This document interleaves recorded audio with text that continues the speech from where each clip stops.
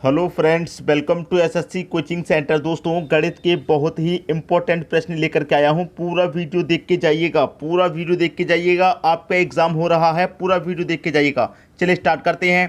पहला प्रश्न है, किसी वृत्त की त्रिज्या में 20% की वृद्धि कर दी जाए तो बताओ उसके क्षेत्रफल में क्या प्रभाव पड़ेगा। क्षेत्रफल पे क्या प्रभाव पड़ेगा। दोस्तों देखिए, यहाँ पर मैं आपको एक चीज़ बता दूँ, जैसे कि क्षेत्रफल क्षेत्रफल पर क्या प्रभाव पड़ेगा। तो क्षेत्रफल बराबर क्या होता है, पाई आर स्क्वायर। ठीक है, पाई आर स्क्वायर। अब आर स्क्वायर का मतलब क्या है, आर गुने आर। ठीक है, आर स्क्वायर का मतलब क्या हो गया, आर गुने आर। बात क्लियर है। अब देखिए यहाँ पर क्या हो रहा है, आर का स्क्वायर करेंगे, आर मतलब त्रिज्या, त्रिज्या को क्या बोलते हैं, रेट। ठीक है, देखिए त्रिज्या में 20% की वृद्धि हो रही है। भाई त्रिज्या में क्या हो रही है, 20% की वृद्धि। तो आर की जगह मैं 20 लिखूंगा और 20 का फिर स्क्वायर करूंगा, तो इसका मतलब क्या हो जाएगा, 20 गुने 20 हो जाएगा। बात क्लियर है। तो पहले वाली वैल्यू एक्स, ये वाली वैल्यू वाई, एक्स और वाई दोनों का अलग अलग नाम दे सकता हूं मैं। अब देखिए एक्स प्लस वाई प्लस का एक्स वाई बट्टा 100। मैंने ये फॉर्मूला आपको बहुत बारी बताया है, बताया कि नहीं बताया, बिल्कुल बताया है। इसी फॉर्मूले से लगा लीजिए। ठीक है, एक्स कितना है आपका 20%, वाई भी आपका 20%। ठीक है, प्लस प्लस तो प्लस हो जाएगा, एक्स आपका 20, वाई भी आपका 20 बट्टे में 100। ठीक है, दो जीरो से आपके दो जीरो कट जाएंगे, दो का मल्टीप्लाई दो से करेंगे तो कितना हो जाएगा 4। 20 और 20 40, 40 में 4 जोड़ूंगा कितना हो जाएगा भैया 44। 44%। कितना हो गया 44%। तो इसका मतलब क्या है, यहाँ पर 20% की वृद्धि कर दी जाए तो बताओ क्षेत्रफल पर क्या प्रभाव पड़ेगा। क्षेत्रफल में क्या प्रभाव पड़ेगा भाई, क्षेत्रफल में 44% की वृद्धि हो जाएगी।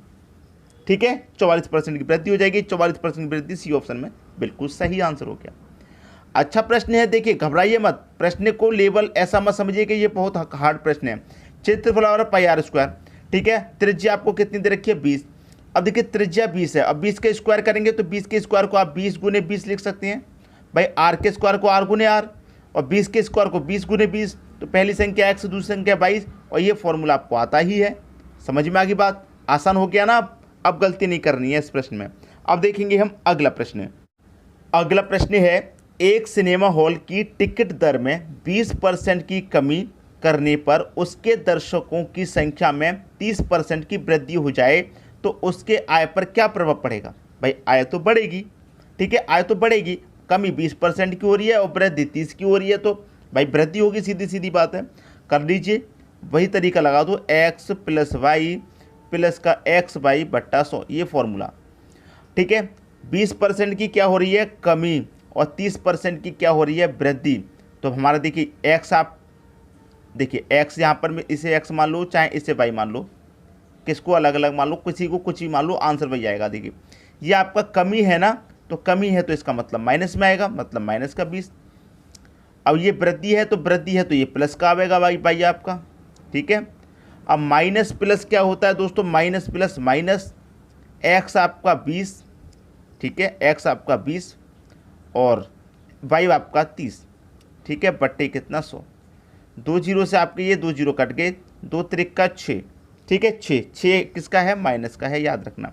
माइनस का 20 प्लस के 30 में से कट जाएगा तो बचेगा क्या, प्लस का 10 और ये कितना है, माइनस का 6 है। तो प्लस के 10 में से माइनस का 6 घटा दूंगा तो क्या आएगा, प्लस का 4 आएगा। 4% की क्या होगी, वृद्धि होगी। 4% की वृद्धि होगी, बी ऑप्शन सही हो गया।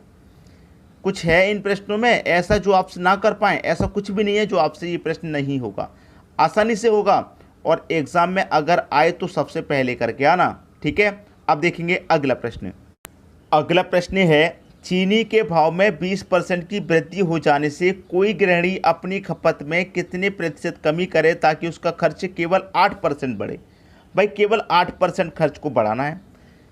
एक्स प्लस वाई प्लस का एक्स वाई बट्टे 100। आपने एक चीज़ नोटिस की, मैं सभी प्रश्नों को एक ही तरीके से करा रहा हूँ, ये सबसे अच्छी बात है दोस्तों। एक ही तरीके से मैं अलग अलग प्रश्नों को करा रहा हूँ। ठीक है, तो एक्स हो गया आपका और ये क्या हो गया दोस्तों आपका वाई, एक्स आपको दे रखा है ये। ठीक है, अब देखिए यहाँ पर मैं प्रश्न को चलिए सॉल्व करता हूँ। यहाँ पर देखिए हम क्या करेंगे, चीनी के भाव में क्या हो गई, 20% की वृद्धि हो गई। ठीक है, कितनी की वृद्धि हो गई भैया, 20 की वृद्धि होगी। ठीक है, 20 की वृद्धि।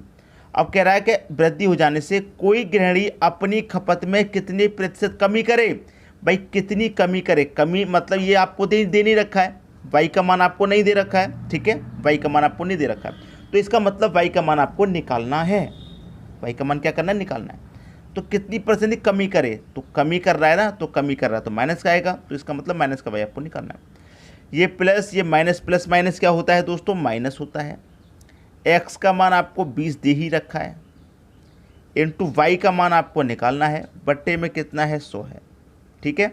अब यहाँ पर एक चीज़ दे रखी है कि केवल 8% खर्च बढ़े, इसको पूरे को सॉल्व करने के बाद केवल 8% का खर्च आ गया, ठीक है। अब देखिए 20 से कम 20, 20 25 100, ये कट गया।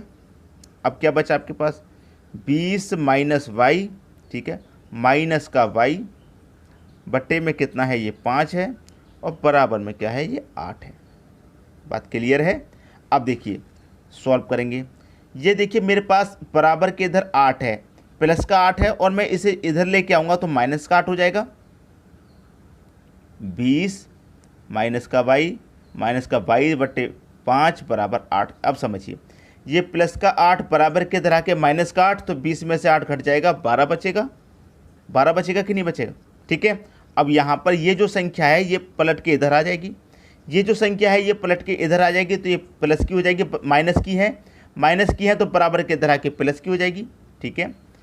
तो ये आपका ये y, ठीक है, प्लस का y बट्टा 5, ये बराबर के इधर आ गए तो ये प्लस की हो गए, और ये इधर आके माइनस का हो गया, तो 12 में से कट गया। बात क्लियर है।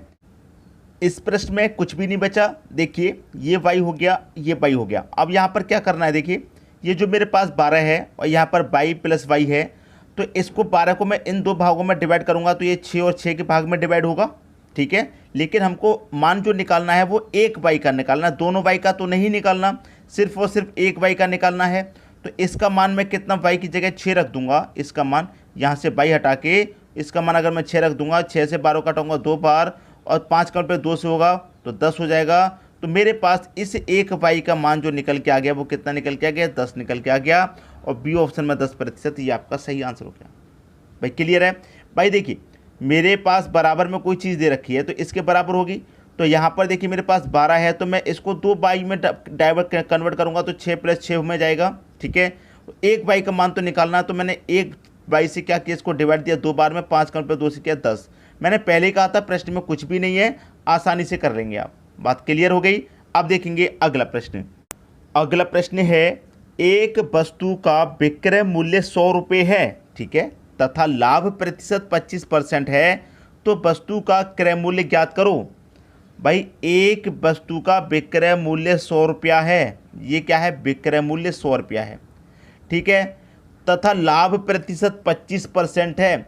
अब 100 की चीज़ को 25% लाभ मिल रहा है, तो 100 की चीज़ को हम कितने बेचेंगे भाई, 125 में बेचेंगे, तभी तो 100% का लाभ मिलेगा। तो वस्तु का क्रय मूल्य क्या है भाई, क्रय मूल्य का मतलब 100% का मान पूछ रहा है, तो 100% का मान पूछेगा तो 100 से गुना कर दो भाई। क्लियर, प्रश्न का आंसर आ गया। 25 चौके 100, 25 पाँचे 125, और 5 से कटेगा 100 20 बार में, और 20 चौके कितना 80, बस खत्म हुआ। 80 रुपया क्रय मूल्य क्या है भाई, 80 रुपया है, जो कि पहले ऑप्शन में दिया गया है। ये आपके प्रश्न का सही आंसर हो गया। बात समझ में आ गई। अब देखेंगे अगला प्रश्न। अगला प्रश्न है, एक त्रिभुज के कोणों का अनुपात 3, 5, 7 है, तो सबसे बड़े कोण का मान ज्ञात करो। सबसे बड़ा कोण, इनका अनुपात दे रखा है 3, 5 और 7। सबसे बड़े कोण का मान, जो अनुपात में सबसे बड़ा होगा वही तो आपका सबसे बड़ा कोण होगा, ठीक है। तो एक त्रिभुज के कोणों का अनुपात, तो एक त्रिभुज है, त्रिभुज की 3 भुजाएं होती हैं, तो कोई भी त्रिभुज हो 3 भुजाओं वाला, उसकी भुजाओं का योग कितना होता है आप अच्छे जानते हैं, उसकी भुजाओं का योग होता है 180 डिग्री, ठीक है, 180 डिग्री। जब मेरे पास त्रिभुज की तीनों भुजाओं का योग है, तो मैं त्रिभुज की तीनों अनुपातों का भी योग कर लूँ, ठीक है, 7, 5, 12, 3, 15। तो इस योग में अनुपात के योग से डिवाइड कर दूंगा, कितनी बार जाएगा, 12 बार, ठीक, 12 बार गया। पूछ क्या रहा है मुझसे, सबसे बड़े कोण का मान। तो सबसे बड़ा कोण कौन होगा, जो अनुपात में सबसे बड़ा होगा, तो 12 सत्ते 84। सबसे बड़ा कोण कितना है, 84 डिग्री का। और सबसे छोटा पूछे तो 12 त्रिक 36, सबसे छोटा कोण 36, और 12 पंजे 60। कोई सा भी कोण पूछ ले आप उसे बता देंगे, लेकिन सबसे बड़ा पूछा तो सबसे बड़ा कोण 84 है, जो कि सी ऑप्शन में दिया गया है। बात क्लियर है, सभी की समझ में आ गई। अब देखेंगे अगला प्रश्न।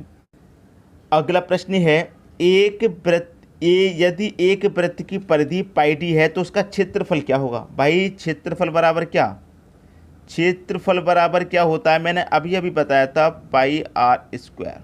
ठीक है, पाई आर स्क्वायर। अब यहाँ पर एक चीज़ को यहाँ पर निकाल लीजिए। देखिए जैसे कि मैं आपको बताऊँ, हमको एक चीज़ कह रहा है कि वृत्त की परिधि हमको दे रखी है पाई डी। वृत्त की परिधि क्या दे रखी है, पाई डी। तो यहाँ पर मैं सॉल्व करूँ, वृत्त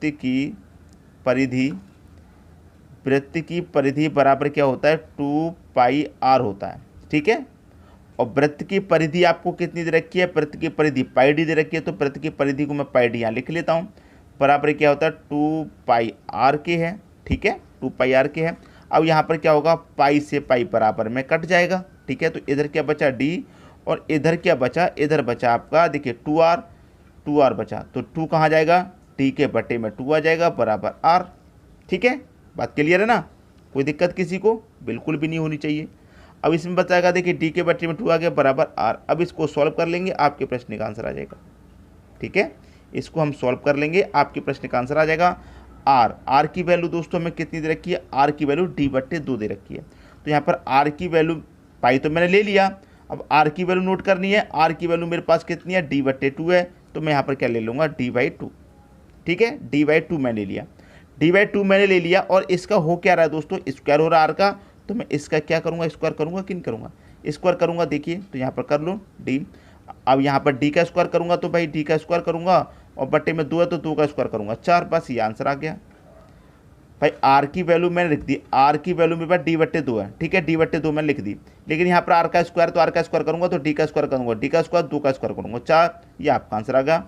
ठीक है, पाई डी स्क्वायर बटे 4, पाई डी स्क्वायर बटे 4 मतलब पहला ऑप्शन बिल्कुल सही। उम्मीद करूँगा कि सभी के समझ में प्रश्न अच्छे से आ गया है, किसी को भी प्रश्न में यहाँ कोई समस्या नहीं होगी। ठीक है दोस्तों, वीडियो देखने के लिए आपका बहुत बहुत धन्यवाद।